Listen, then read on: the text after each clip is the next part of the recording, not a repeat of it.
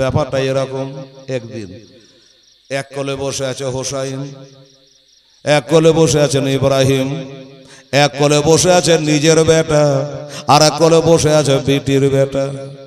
একবার নবীর ডানে চুমা দেয়, একবার বামে চুমা দেয়, আদর করছে নাতিকে আর বেটাকে। আমার আল্লাহ তাআলা দেখছে, ও বাবা জিবরাইলকে পাঠালো, জিবরিল রে যাও যাও, আমার নবী দেখো একবার বেটাকে চুমা দেয়, একবার নাতিকে চুমা দেয়। ওরে জিবরাইল যাও, আমার নবীকে বলো ওই দুটার ভিতরে জানে আমাকে একটা জমা দেয়, আমি একটু আনন্দ করি রে। হঠাৎ করে সাইয়্যিদুল মালায়েকা মুআল্লিমুল মালাকুত হামিলুল কোরআন হযরত জিবরাইল চলে আসলো। আসসালামু আলাইকা রাসূলুল্লাহ, আসসালামু আলাইকা হাবিবাল্লাহ। নবী নাতির দিক থেকে বেটার দিক থেকে মুখটাকে সরায়া, কি ব্যাপার ভাই জিবরাইল? বলে নবী গো একটা খবর এনেছে হুজুর। বলে কিসের খবর? বলল আপনার যে ডান কোলে একটা বাম কোলে একটা দুইটা সন্তান আছে, এ দুটার মধ্যে আল্লাহ তাআলাকে একটা জমা দেওয়া লাগবে। এই জন্য আমি আল্লাহর কাছ থেকে ওই হুকুমটা আপনাকে শোনাবার জন্য এসেছি। আমার নবী বলছে আরে একটু আগে আবার দুই ছেলেকে চুমা দিচ্ছিলাম, বেটির বেটাকে আমার নিজের বেটাকে। আল্লাহ বলছে একটা নেব। আচ্ছা আল্লাহ যখন নেবে তো আমি দেব। ওরে জিবরাইল আল্লাহ কি বলেছে? আমার ডান কোলেরটা নেবে না বাম কোলেরটা নেবে? আমারটাকে নেবে না আমার বিটিরটাকে নেবে? আল্লাহ যাতে রাজি আমিও তাতে রাজি। জিবরাইল বলছে হুজুর আপনি যাতে রাজি আল্লাহ তাতে রাজি। এই দুটার ভিতরে আপনি যেটা রাখবেন রাখের, যেটা দিবেন দেন, আল্লাহ আপনাকে ব্যাপারে মুক্তার বানিয়েছে। তাই নাকি? বললে হ্যাঁ। আচ্ছা ঠিক আছে। নবী আবার একটু বাবা এক মিনিট চিন্তা করে নিল, তাই তো আমার ওপর বিচার দিয়ে দিল। আমরা হলে কি করতাম বাবা? নিজের বেটাটাকে রেখে দিতাম, নিজেরটাকে রেখে দিতাম, আর বিটিরটাকে বাবা দিয়ে দিতাম যে আমার বেটা যদি না থাকে আবার খাটলি বহবে কে, আমাকে আব্বা বলে ডাকবে কে? কত চিন্তা হতো। কিন্তু আমার নবী পাক সাহেবে লালক একটা চিন্তা করে যে না না, আমার বেটা ইব্রাহিমকে যদি দিয়ে দিই তাহলে আমার বাঁধি মারিয়া কিপ্তিয়া কাঁদবে, আমি সহে নিতে পারবো। আর যদি হোসাইনকে দিয়ে দিই আমার বেটি ফাতেমা কাঁদবে, আমার এতিম বেটি ফাতেমা বেটার লেগে কাঁদবে, আমি নবী সহিতে পারবো না। এত বেটিকে ভালোবাসতো। এই কারণে বলে ভাই জিবরিল রে আল্লাহকে বলো গা আমি আমার নিজের বেটা দেব, কিন্তু আমার হোসেনকে দিব না। ঠিক আছে আপনার ভালো তো ভালো। এই কথা বলার 3 দিন পরে জ্বর নাই, জ্বালা নাই, অসুখ নাই, বিসুখ নাই, আমার নবীর বেটা বাবা ইন্তেকাল করে গেল। ইন্না লিল্লাহি ওয়া ইন্না ইলাইহি রাজিউন। তাহলে বেটার থেকে নাতিকে বেশি ভালোবাসে কিনা আপনারাই বলেন বাবা। এবার যখন বেটা ইন্তেকাল হলো, ওই মক্কার কাফেরেরা বলতে আরম্ভ করলো। মক্কার কাফেরেরা বলে নবী বলে একটা লেজ কাটা দম্বরু দেয় নবী, আরে দুটা জেনারেটর গুলা চালাও গা, তেল পুড়বে পুড়বে। আবার বক্স গুলো বন্ধ হয়ে গেল। হ্যালো আমার দোস্তরা বুজুর্গরা কি করবে বাবা? আল্লাহ আল্লাহ। এবার বলে কাফেরেরা বলতে লাগলো নবী হলো লেজ কাটা দম্বরু দেয় নবী, তার বেটা ইন্তেকাল হয়ে গেছে। আমার আল্লাহ তাআলা বলে হাবিব গো ওরা কি বলছে দেখে লাভ নাই। বিসমিল্লাহির রহমানির রহিম ইন্না আতাইনাকাল কাউসার ফাসাল্লি লিরাব্বিকা ওয়ানহার ইন্না শানিয়াকা হুয়াল আবতার। আমার আল্লাহ বলে হাবিব আপনাকে হাউজে কাউসার দান করেছি, অনেক গুণে গুণান্বিত করেছি গো নবী। আপনি আপনার রবের জন্য নামাজ পড়ে না, কোরবানি করে, আর যারা আপনাকে লেজ কাটা দম্বরিদা বলছে আসলে তারাই হলো দম্বরিদা। এই কবরটার কাছে গিয়ে আমার হোসেন বলছে না মামা সেদিন যদি আপনাকে না দিয়ে আমাকে দিয়ে দিত তাহলে আপনার মতো কবরে আমাকে ঘুমাইতে হতো। তাই সে মামার কবরটা এটা জিয়ারত করে নিল বাবা। এবার জিয়ারত করে নেয়া ওদিকে ফজরের নামাজের টাইম হয়ে যাচ্ছে। আমার হোসেন দেখলে ফজরের নামাজের টাইম হয়ে যাচ্ছে, আর জীবনে আবার ফজর মদিনাতে হবে না। বেটা ভাতিজাকে নিয়ে এ মদিনায় জামাত হবে না, তাড়াতাড়ি করে চলে আসলো। আজান হলো মসজিদে, কইরে আমার বেটা জয়নাল আবেদিন, ওরে আলী আকবার, ভাতিজা আবুল কাসেম কই, তোমরা সবাই মিলে চলো ওই মদিনার মসজিদে গিয়া আমরা ফজরের নামাজটুকু জামাতে আদায় করে। এই কথা বলে বাবা মসজিদে গিয়া ফজরের 2 রাকাত নবীর সুন্নাত আদায় হলো, তারপরে 2 রাকাত ফরজ নামাজ আদায় করলো। ইমামতি আমার হোসেন করলো, কারণ হলো যেখান করে নবীর নাতি হোসেন থাকবে ওখানে কোনো ইমামের ইমামতি চলবে না। হোসাইন ইমামতি করে নামাজ পড়লো বেটা ভাতিজারাকে নিয়া। এবার নামাজ পড়ে চোখের পানি ফেলাইয়া আল্লাহ তাআলার কাছে দোয়া রাখছেন, রে বাবা কথা গো এই মদিনায় আর জীবনে কোনোদিন হয়তো আমাদের জামাত হবে না গো আল্লাহ রব্বুল আলামিন। আমার নানা রওজা পাকের ওসিলা করে বলি, আল্লাহ আমি হোসেন আমার দোয়াখানা মাওলা তুমি কবুল করে নাও। আমার মায়ের কবর আর জিয়ারত করে পারবো না গো আল্লাহ, আমার দোয়াখানা তুমি কবুল করে নাও আল্লাহ।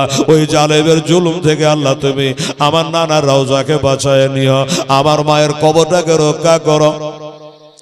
এই সূত্রে আল্লাহ আমি সবাইকে নিয়ে মদিনায় চলে যাচ্ছি। আল্লাহ গো যে তারিখে আমার মদিনাতে জন্ম হয়েছিল শাবান চাঁদের 5 তারিখে, আজকে শাবান চাঁদের 5 তারিখ হয়ে গেল। এই তারিখে আমি মার পেটে থেকে মদিনায় জন্ম হয়েছিলাম, আর এই মদিনা ছেড়ে আজকে আমি চলে যাব গো। দোয়া খায়ের করে বাড়ি আসলে সবাইকে নিয়ে 72 জনকে বাবার সাথে নিয়ে আমার ইমাম হোসেন চোখের পানি ফেলে ফুবরে ফুবরে কাঞ্জা চলে যাচ্ছে রে বাবা। আমার মা বোনেরা গো নিজের ভিটা ছেড়ে গেলে কত দুঃখ হই, কত কষ্ট হয় রে মা। এবার সবাই মিলে বেরিয়ে চলে যাচ্ছে, কম বেশি 72 জনের সঙ্গে নিয়ে ঘরবার আত্মীয় স্বজন সবাইকে নিয়ে বেরিয়ে যখন চলে যাচ্ছে বাবা, আমার মা বোনেরা গো আমার হোসাইনের একটা বেটি আছে বাবা 11 বছর বয়স, যার নাম হলো সগরা খাতুন। ওই সগরা খাতুন চেয়ে চেয়ে দেখছে ব্যাপারটাকে।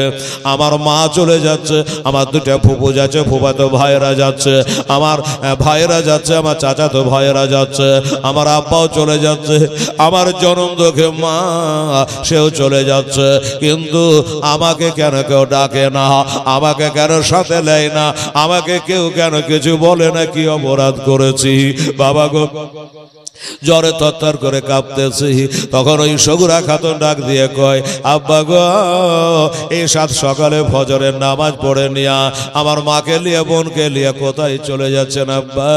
বলল, বেটি এখান থেকে আমরা কম বেশি 326 কিলোমিটার দূর, 400 মাইল দূর, 450 মাইল কেউ বলে, এত দূরের রাস্তা আমরা চলে যাব মা এই মদিনা ছেড়ে। বলল, এজিদের অত্যাচারে মদিনা ছেড়ে চলে যাচ্ছে রে মা। বলছে, আব্বা গো যাচ্ছেন কিন্তু কই? আমি কি আপনার বেটি না?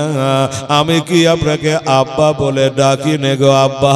আমাকে কেন সঙ্গে নিচ্ছেন না? বলল, বেটি রে তোকে আজ লিয়া যাব না রে মা, এই জন্য নিয়ে যাব না, তোর গায়ে জ্বর লেগে আছে মা।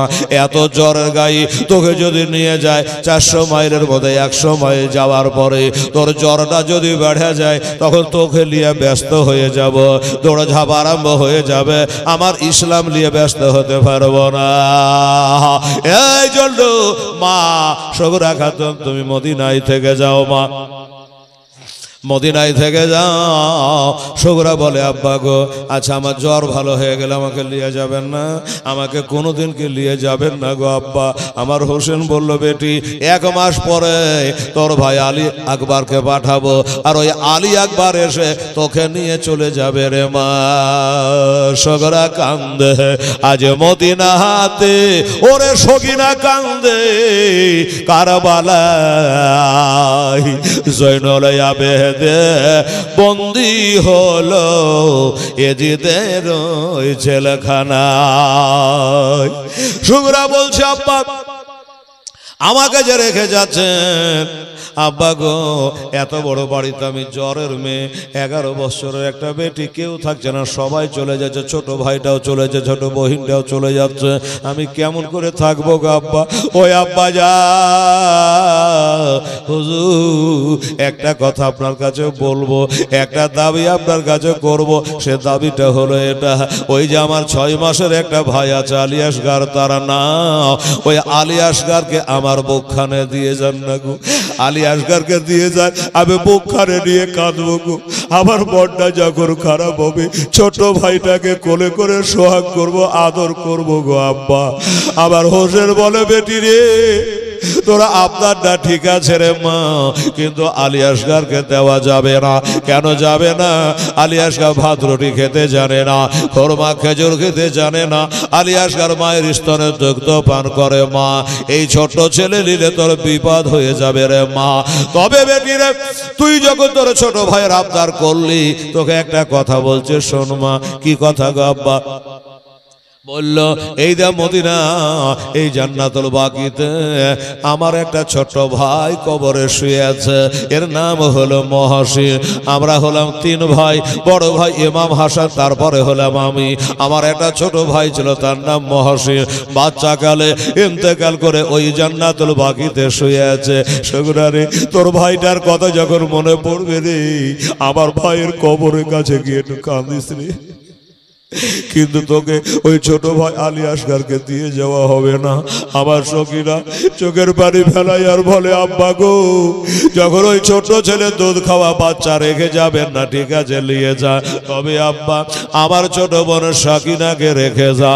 আমাদের মনটা উতালা হলে আমরা 2 বহিন মিলে আমার নবী রওজা পাকের জালি ধরে কাঁদবো। আমার ছোট বোনটাকে রেখে যা, সকিনাকে রেখে যা।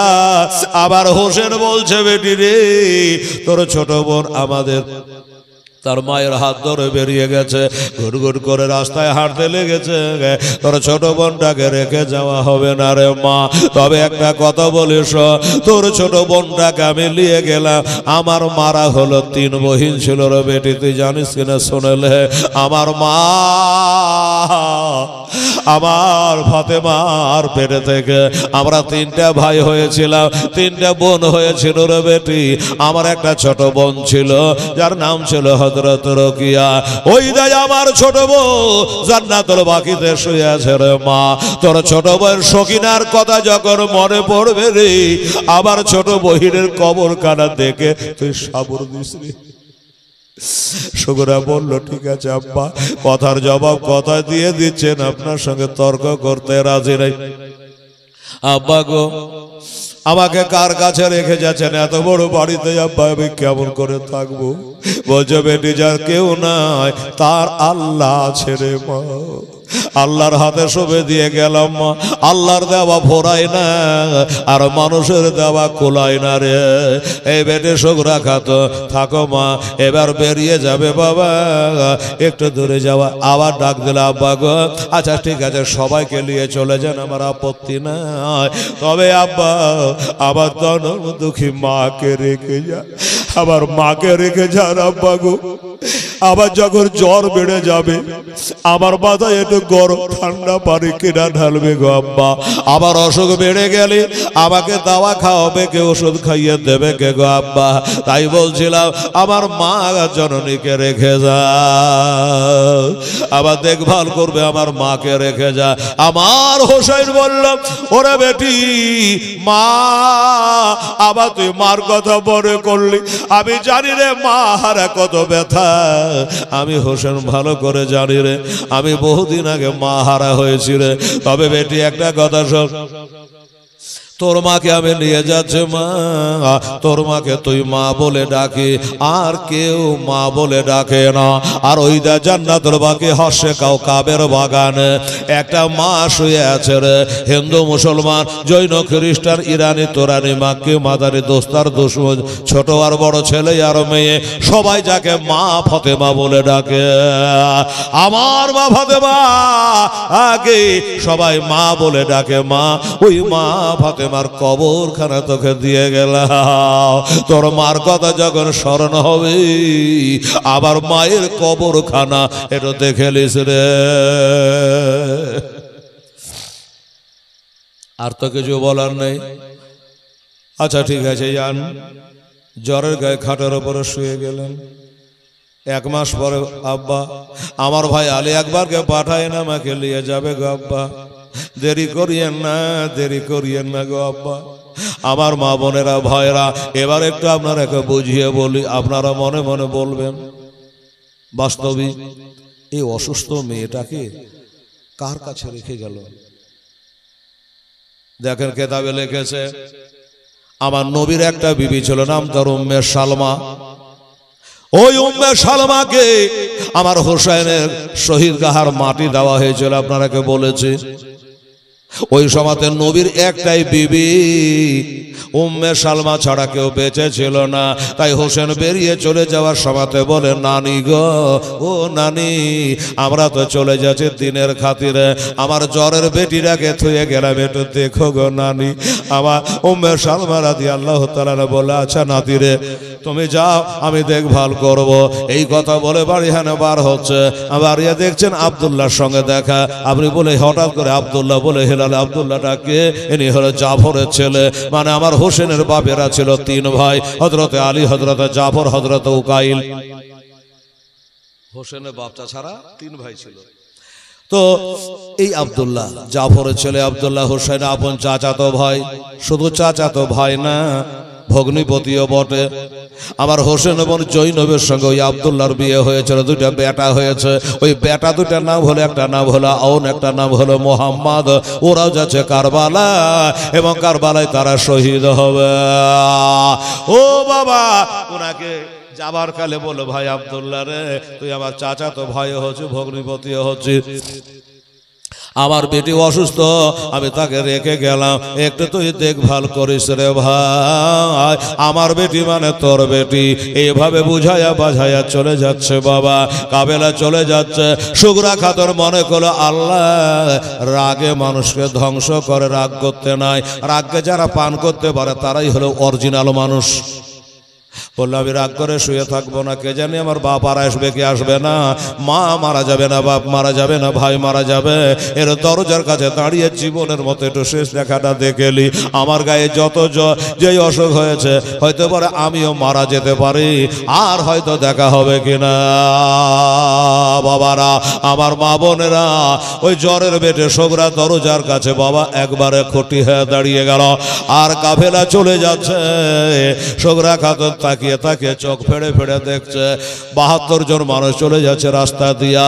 হঠাৎ করে জানে থামতে পারলো না, একবার মা বলে জানে আওয়াজ দিল, বলে, মা গো, আমি শুনেছি মায়েরা নাকি বেটিকে খুবই ভালোবাসে, মা বেটিকে বেশি ভালোবাসে।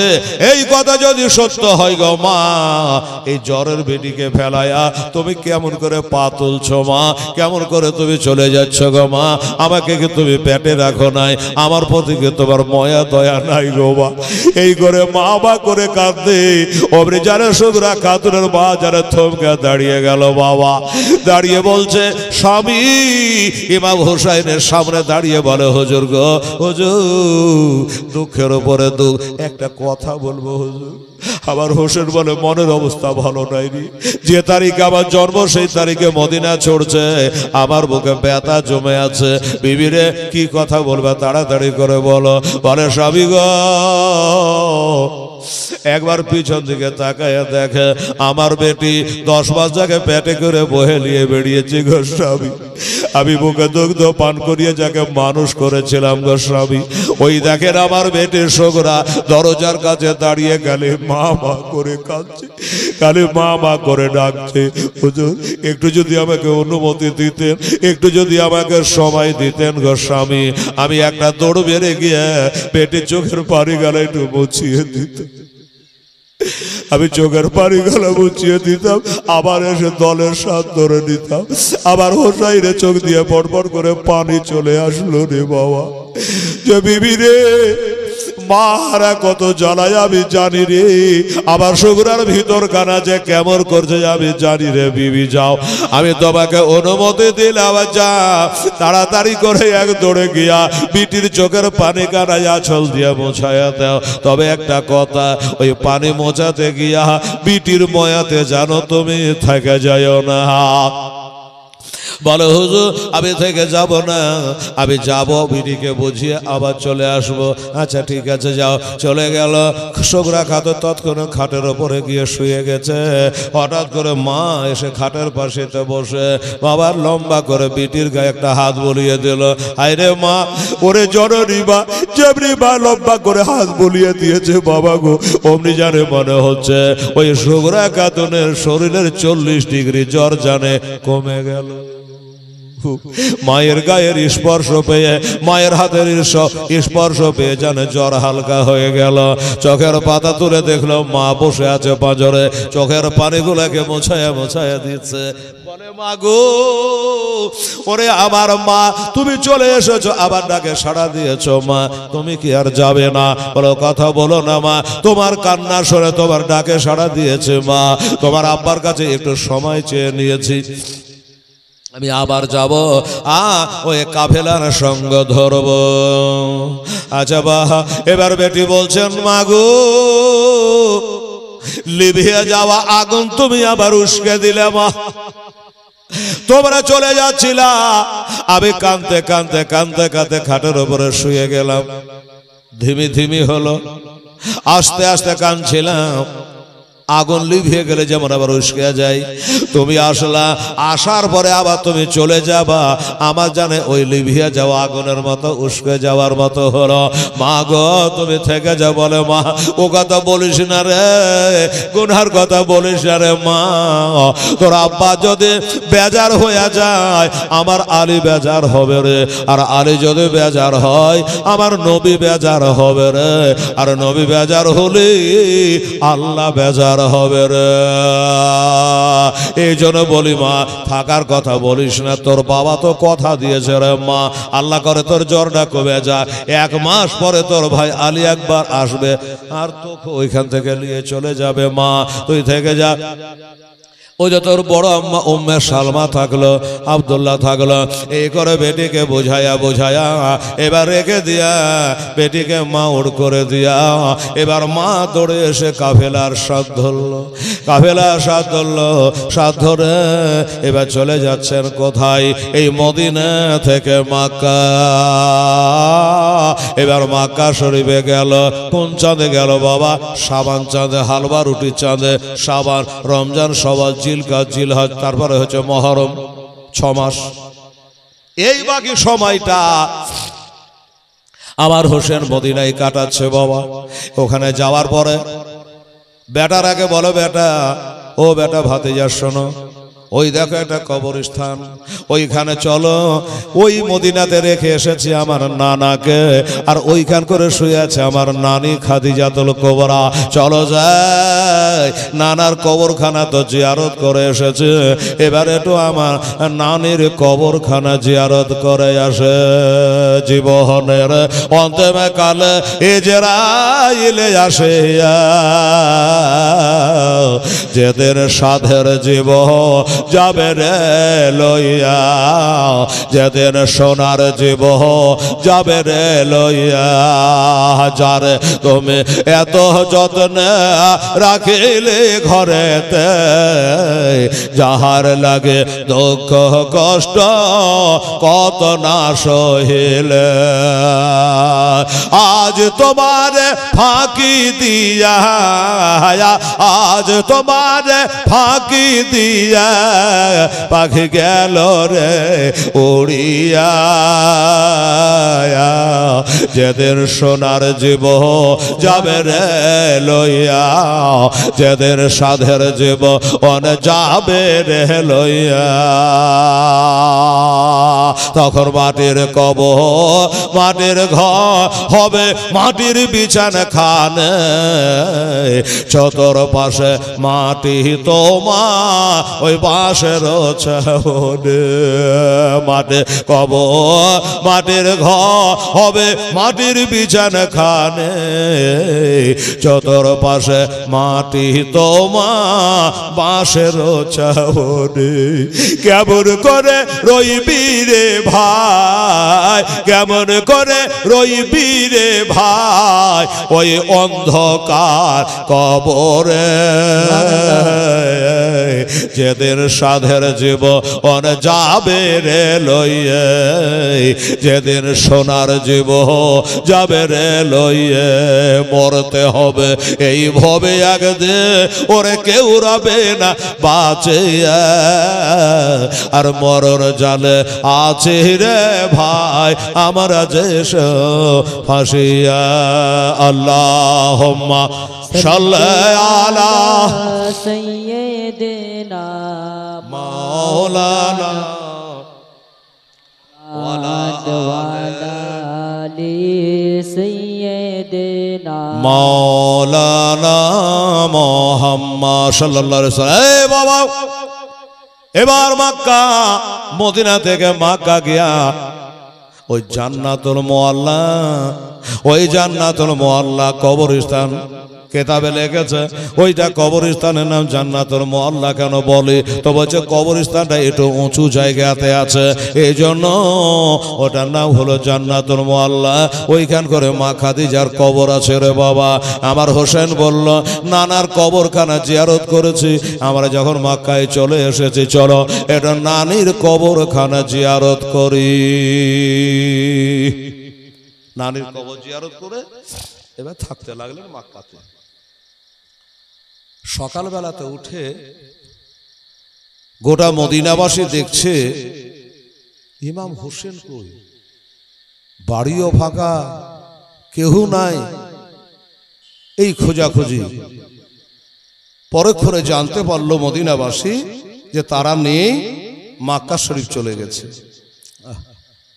এই খবরটা বাবা শুধু মদিনায় নয় সারা দুনিয়ায় ছড়িয়ে গেছে কুফা শহর এই কুফা শহরে এলান হয়ে গেছে যে ইমাম হোসাইন নাকি মদিনা শরীফ থেকে বর্তমানে তিনি মক্কা শহরে চলে এসেছেন তখন ওই কুফা শহরের লোক মিটিং করলো করে বলে এক কাম কর হোসেনকে আমাদের দেশে ডেকে লে বলে হ্যাঁ ডাকেন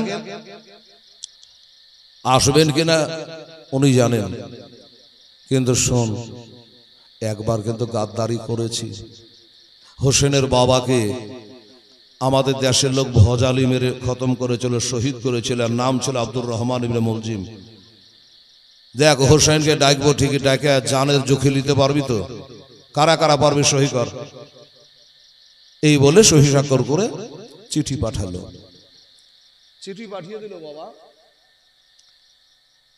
যখন চিঠি পাঠিয়ে দিল যে হুজুর আপনি আর মক্কায় থাকিয়েন না চলে আসেন আমাদের কুফা শহরে আমরা আপনার পিছনে একটাদা করে নামাজ পড়ব কিন্তু বর্তমানে কুফা শহরে যে গভর্নর আছে ওটা এজিদের তরফ থেকে আছে ভালো করে বুঝবেন এজিদের তরফ থেকে আছে আমরা এজিদকে মানি না আপনি চলে আসেন আমরা আপনার হাতে হাত দিয়ে আমরা বায়াত হব এজিদের গভর্নরকে আমরা মানি না আপনার পিছে আমরা একতেদা করে নামাজ পড়বো এই বলে চিঠি লিখল চিঠি আসলো আমার হোসেন দেখলেন না তোরা বিশ্বাস নেই তোরা আমার বাপকে নামাজের অবস্থায় মেরেছিলি আমাকেও মারবি না তোর কোনো গ্যারেন্টি আছে যাব না এই করতে করতে বাবা বারবার চিঠি আসে বারবার চিঠি আসে চিঠিগুলা কিন্তু আমার হোসেন ছিঁড়ে ফেলেনি পুড়িয়াও দেয়নি একটা ব্যাগের মধ্যে ভরে রেখেছেন কতখানা চিঠি লিখেছে বলছে 150 আনা চিঠি দিয়ে কোভাটাকে ধোকা দিয়ে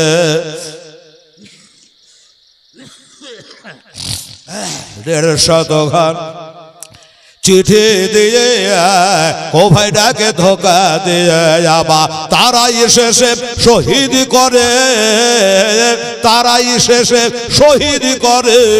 এ হলো কোফের কুচর, নীলাকাশায় লাল হইল যেন রক্তের বরর। ইমাম হোসেন শহীদ হলো তার নানারে উম্মতের কারণ।